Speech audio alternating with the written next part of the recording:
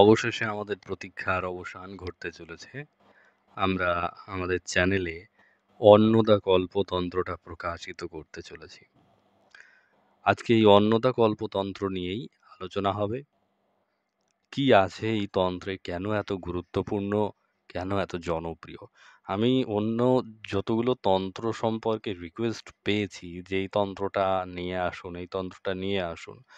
তার মধ্যে সবথেকে বেশি ছিল হয়তো মুন্ডমালা তন্ত্র। আর দ্বিতীয়তে যেটা এটা অন্নদা কল্পতন্ত্র। অনেক জায়গা থেকে রিকোয়েস্ট এসেছে, তা অন্নদা কল্পতন্ত্রটা কবে আনছেন? আমি বলছি আনছি, একটু দেরি হবে। তো আগে বলে নিই, এর একটা ইন্ট্রোডাকশন পার্টটা আমি সেরে নিই যে অন্নদা কল্পতন্ত্র 280 পৃষ্ঠা এবং 191 এমবি। এটা হচ্ছে নবভারত পাবলিশার্স, আপনারা দেখতেই পাচ্ছেন। তবে এর কিছু অসুবিধা রয়েছে, মানে এই বইটার কিছু সমস্যা রয়েছে। কি সমস্যা? যে বইটা কিন্তু অন্নদা কল্পতন্ত্র কিন্তু এত বড় তন্ত্র বই নয়, 280 পৃষ্ঠার বই নয়। এর মধ্যে এই যে কিছু অংশ যাবার পরেই অন্য একটা বই ঢুকে গেছে, বেদান্ত দর্শনে পরমার্থ তত্ত্ব। তো মানে চিন্তান্বিত হওয়ার কোনো কারণ নেই। অন্নদা কল্পতন্ত্র পুরোটাই এর মধ্যে আছে। আমি আপনাদেরকে দেখাবো সেটা। কিন্তু এই জিনিসটা আমি আপনাদেরকে দেখিয়ে রাখছি। সেটা হচ্ছে এই দেখুন, এখানে অন্নদা কল্প ২ নম্বর পেজ। এইখান থেকে কিন্তু এরপর থেকে শুরু হয়েছে এই যে আমাদের অন্য একটা বই, বেদান্ত দর্শনে পরমার্থ তত্ত্ব। তো আমি ১ম এই জায়গাটুকু ক্রপ করতে চেয়েছিলাম, কিন্তু বইয়ের সাইজ অত্যন্ত বড় বিধায় অনেক জায়গা থেকেই হলো না। হয়তো ল্যাপটপে করতে পারতাম, কিন্তু আর পরে কাজ করা হয়নি। যাই হোক, এটুকু একটু মানানসই করে নিতেই হবে। এবার আমরা তন্ত্রে প্রবেশ করব। কি আছে তন্ত্রে? কতটা গুরুত্বপূর্ণ তন্ত্র? এবং আমরা কিভাবে সাধন জগতে এর উপকার পেতে পারি? দেখুন, আমরা আমাদের বর্তমানে তন্ত্র প্রচুর বেরিয়েছে, প্রচুর তন্ত্র। মনস্কামনা সিদ্ধ পূর্ণকরণ তন্ত্র, আমাদের এই যে বশীকরণ তন্ত্র, এটা ওটা বহু কিছু। কিন্তু মূল তন্ত্র সম্পর্কে আমাদের যতক্ষণ না জ্ঞান হচ্ছে, ততক্ষণ তো আমরা অন্ধ। এই যে বিধিবিধানগুলো কোন জায়গায় কি উল্লেখ রয়েছে তা তো আমাদেরকে বুঝতে হবে, তা তো জানতে হবে। তবে না আমরা অন্যান্য পুস্তকগুলো ও গ্রন্থগুলোকে বুঝতে পারবো। তো অন্নদা কল্পতন্ত্র মূল তন্ত্রগুলোর মধ্যে অন্যতম। অন্নদা কল্পতন্ত্রে অন্নপূর্ণা দেবী সম্পর্কিত প্রয়োগবিধি, অন্নপূর্ণা দেবী সাধনা, অন্নপূর্ণা দেবীর ওপর যাবতীয় যা যা কিছু আছে তার অধিকাংশই এখানে উল্লেখ আছে। অধিকাংশ কেন বলছি? কারণ প্রত্যেকটা দেবদেবীর নির্দিষ্ট পূজাবিধি হয়, নির্দিষ্ট সন্ধানিক বিধি থেকে শুরু করে রহস্য পূজা, সব সাধনা, চিতা সাধনা, পুরস্চরণ, সমস্ত কিছুতেই কিছু না কিছু পার্থক্য পরিলক্ষিত হয়। তা এই অন্নদা কল্পতন্ত্রমে দেবী অন্নপূর্ণার ওপর অনেকটাই আলোকপাত করা হয়েছে, তবে সম্পূর্ণ নয়। কারণ আমাদের তন্ত্র কিন্তু সম্প্রদায় অনুসারে ভিন্ন হয়। এখানে যে বলি প্রথা দেওয়া আছে তা অনুযায়ী বিভিন্ন শাস্ত্র বর্তমানে রয়েছে, যেগুলো আমাদের শ্যামাচরণের যে পুস্তকগুলো, সেইগুলোতে কিন্তু এরকম বলি বিধানই উল্লেখ আছে। যাই হোক, আমরা এখানে মোট পটল আছে হচ্ছে ১৭টা পটল। সপ্তদশ পটলে অন্নদা কল্পতন্ত্র বিভক্ত, এবং আরো একটা দুঃখের বিষয় হলো অন্নদা কল্পতন্ত্রমে কোনো সূচিপত্র নেই। তাই আমাদেরকে পার্ট বাই পার্ট একটু এগোতে হবে। কি আছে প্রথম পটলে সেটা দেখি। আমাদের এই প্রথম পটল যেখানে বলছে এই জায়গার, আমাদের প্রত্যেকটা জায়গার আম, প্রশ্নকর্তা থাকেন হচ্ছে দেবী পার্বতী, মহাদেব হলেন প্রশ্নের উত্তরদাতা। কিন্তু এইখানে দেব ভৈরব, ব্রহ্ম ভৈরব হলেন প্রশ্নকর্তা, এবং শ্রী ভৈরব তথা মহাদেব হলেন প্রশ্নের উত্তরদাতা।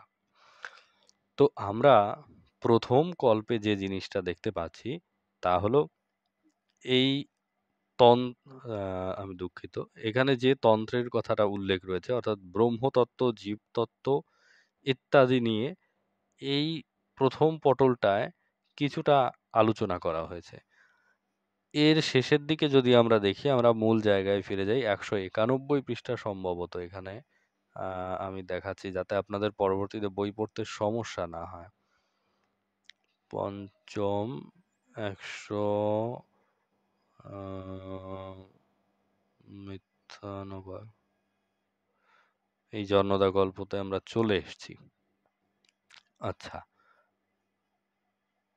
এই যে এইখান থেকে ১৮৭ থেকে অন্নদা গল্প কিন্তু আবার শুরু হয়ে যাচ্ছে। তো এই জায়গাতে আমাদের অন্নপূর্ণা দেবী এবং তৎসম্পর্কিত কিছু তথ্য উল্লেখ করা হয়েছে। তার মন্ত্র কেমন, তার রূপ কেমন ইত্যাদি, ইত্যাদি বর্ণনা করতে, করতেই আমাদের প্রথম যে পটল তা সমাপ্ত হয়েছে। এর দ্বিতীয় পটলে যদি আমরা যাই, অতি সুখকর দীক্ষা বিধান বর্ণনা করা হলো। অর্থাৎ আমরা প্রথম পটলে সেই মন্ত্র এবং তার দীক্ষা ইত্যাদি সম্পর্কে অবগত হয়েছি। এই পটলে দীক্ষা গ্রহণ করিলে চতুর্বর্গদায়িনী অন্নপূর্ণা প্রসন্ন হইয়া থাকেন। শিব কহিলেন গোশালা, অর্থাৎ এখানে দীক্ষার স্থান সম্পর্কে উল্লেখ করা হয়েছে এবং কোন জায়গায় কিভাবে দীক্ষা প্রদান করবেন তার গুরুদেব, এখানে তার পুঙ্খানুপুঙ্খ রূপে সুন্দর মতো দ্বিতীয় পটলে উল্লেখ করা হয়েছে।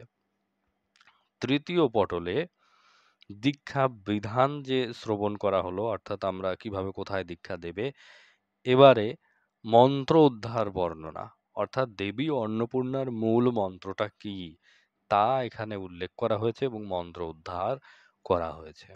মন্ত্র উদ্ধার তন্ত্রে অত্যন্ত গুরুত্বপূর্ণ মন্ত্র অধ্যায়।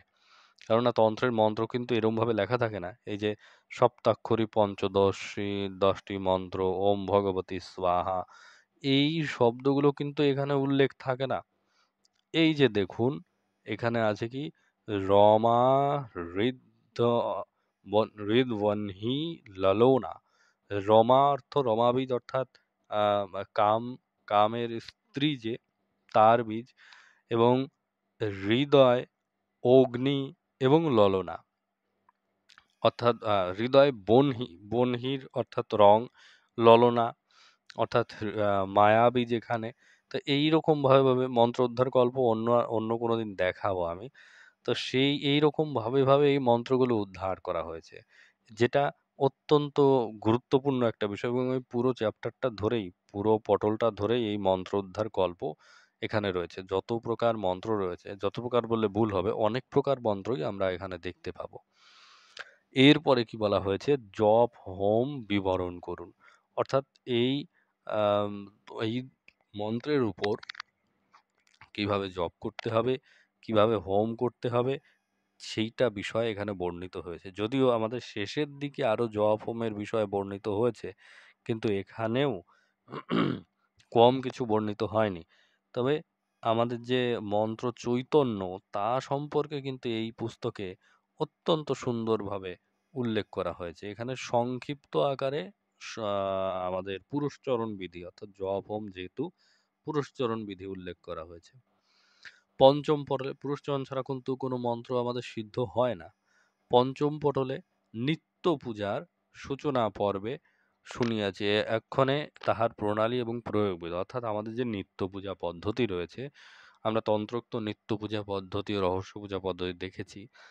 তৎসত্ত্বেও মূল যে তন্ত্র, এখান থেকে নিত্য পূজার দেখা বা পড়া একটা আলাদা রকম অনুভূতি বা জ্ঞানের বিকাশ বলা চলে। এইখানে একদম প্রাতঃকাল থেকে শুরু করে একদম আমাদের শেষ অবধি, অর্থাৎ পূজার হোম অবধি কি কি করতে হবে তা সম্পূর্ণরূপে এই পটলে বর্ণনা করা হয়েছে। এইখানে আমাদের তিলক ধারণ অবধি, অর্থাৎ স্নান অবধি এই পটলে বর্ণনা করা হয়েছে পঞ্চম পটলে। এইবার ষষ্ঠ পটল থেকে বাকি অংশ, অর্থাৎ পূজা গৃহে প্রবেশ করে দ্বার দেবতার পূজা, ওই ঘট স্থাপন থেকে শুরু করে দিব্য বিঘ্ন বিনাশং, আমাদের মাতৃকার ন্যাস, বর্ণ ন্যাস ইত্যাদি যে ন্যাস প্রক্রিয়া রয়েছে তা নিয়ে ষষ্ঠ পটল। সপ্তম পটলে ধ্যান এবং মন্ত্র শ্রবণ করো, অর্থাৎ আমাদের এই সপ্তম পটলের মূল প্রতিপাদ্য বিষয় হলো মন্ত্রের ধ্যান এবং দেবীর মন্ত্র উদ্ধার এবং দেবীর ধ্যান। এছাড়াও সপ্তম পটলের শেষে অষ্টম পটলের দিকে আমরা বিশেষার্ঘ্য এবং অন্যান্য যে অর্ঘ্য এবং অর্ঘ্য কতটা গুরুত্বপূর্ণ আমাদের তন্ত্রশাস্ত্রে তা নিয়ে উল্লেখ করা হয়েছে। তাকে কি দিয়ে আমরা অর্ঘ্য দেব, কিভাবে অর্ঘ্য সাজাবো তা নিয়ে আমাদের সুন্দর মতো উল্লেখ করা হয়েছে। এখানে বলে রাখি আমাদের আরো একটা গুরুত্বপূর্ণ তথ্য, আমরা যে মুদ্রা শোধন সরি আমাদের যে মদ্য শোধন প্রক্রিয়া কিন্তু এখানে খুব সুন্দরভাবে বর্ণিত হয়েছে। এইবারে এখানে নবম পটলের যন্ত্রম অঙ্কন প্রণালী বর্ণিত হয়েছে। কিভাবে আমরা যন্ত্রটা অন্নপূর্ণা দেবী যন্ত্র আঁকবো এবং তা আমাদের সংসারের মঙ্গলজনক কাজে নিযুক্ত করব, তা এখানে উল্লেখ করা হয়েছে। এরপরে কলস স্থাপন এবং চক্র অনুষ্ঠান। চক্র অনুষ্ঠান সাধারণত গুপ্ত পূজা বিধিতেই উল্লেখ থাকে। তাই এই বিষয়ে আমি আর বেশি কথা বলব না। কারণ রহস্য পূজা পদ্ধতির অন্তর্ভুক্ত হলো এই চক্র অনুষ্ঠান। এই চক্র অনুষ্ঠানে অন্যান্য গুরু, পত্নীসহ গুরু এবং অন্যান্য অনেকেরই সাহায্য প্রয়োজন হয়। এই যে এইখানে দেখুন, আম আমাদের অন্নদাকল্প ৫১ পৃষ্ঠা। এইখানে আমাদের আম সূরা শোধন এর পদ্ধতি উল্লেখ করা হয়েছে, যা অন্যান্য জায়গায় খুব কমই পাওয়া যায়। সূরার উপরিভাগে এই গেল হচ্ছে ১০ম পটল শেষ। একাদশ পটল আমরা যত গভীরে যাব, তত আমাদের গুহ্য জিনিসপত্র সাধনার বিষয়ে এখানে উল্লেখ থাকবে। এইখানে উল্লেখ হয়েছে সম্ভবত কুমারী পূজা না। এখানে আমাদের লতা সাধন তথা আমাদের রমণীর সহিত যোনিতন্ত্রমে যে সাধন প্রক্রিয়া উল্লেখ আছে, সেইরূপ সাধন পদ্ধতি আমি বেশি গভীরে গেলাম না, এইখানে উল্লেখ করা হয়েছে। এই হলো একাদশ পটল গেল। দ্বাদশ পটলে ঘট শ্রীপাত্র মানে শিববলির অথবা ঘট ও শ্রীপাত্র মধ্যে গুরুপাত্র ভোগপাত্র, এখানে পাত্র স্থাপন বিধি।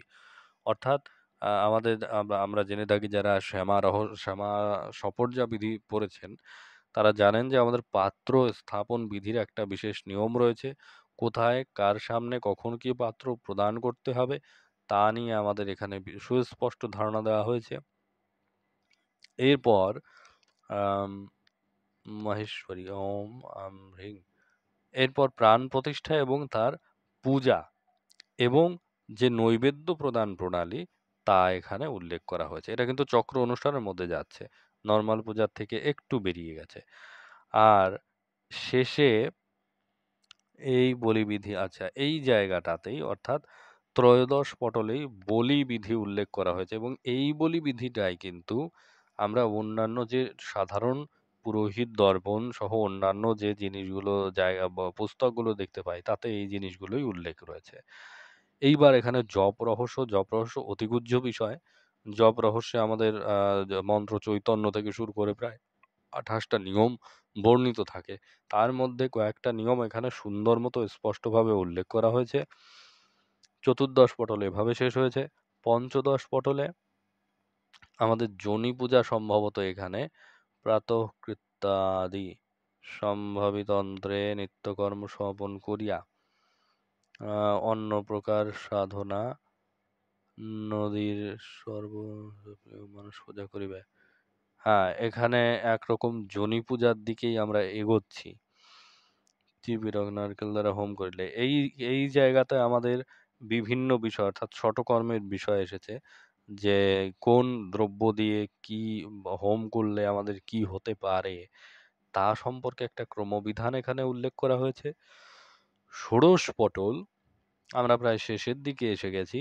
ষোড়শ পটল এই জায়গাটাতে কিন্তু পুরোটাই আমাদের চীন বা মহাচীন আচার, এই ধরনের আচার আচরণ এখানে উল্লেখ করা হয়েছে। যারা তন্ত্রে রয়েছেন, আমি কি বলছি তা অবশ্যই বুঝতে পারছেন। আর সপ্তদশ পটল সর্বশেষ যে পটল, তাতে অন্নপূর্ণার স্তব এবং কবচ উভয়ই বর্ণিত হয়েছে এবং সর্বশেষ দিকে আমাদের এই এই কবচকে সিদ্ধ করার পদ্ধতি বর্ণিত হয়েছে। আর এভাবেই সপ্তদশ পটলের মাধ্যম দিয়ে আমাদের অন্নদা কল্পতন্ত্র সমাপ্ত হয়েছে। তো কেমন লাগলো আজকের ভিডিও এবং আলোচনা, আর কি পুস্তক আপনারা চান সেটা আমাদের কমেন্ট বক্সে জানান এবং যদি এই পুস্তকটার দরকার পড়ে অবশ্যই আমাদের ডেসক্রিপশন বক্সে দেওয়া হোয়াটসঅ্যাপ নম্বরে যোগাযোগ করুন। হোয়াটসঅ্যাপ নম্বরটা যেভাবে দেওয়া থাকবে সেভাবেই মোবাইলে সেভ করে নিয়ে নক করবেন। তাহলে কোনো সমস্যা হবে না। তো আজ এ পর্যন্তই। সবাই সুস্থ থাকবেন, ভালো থাকবেন। ধন্যবাদ।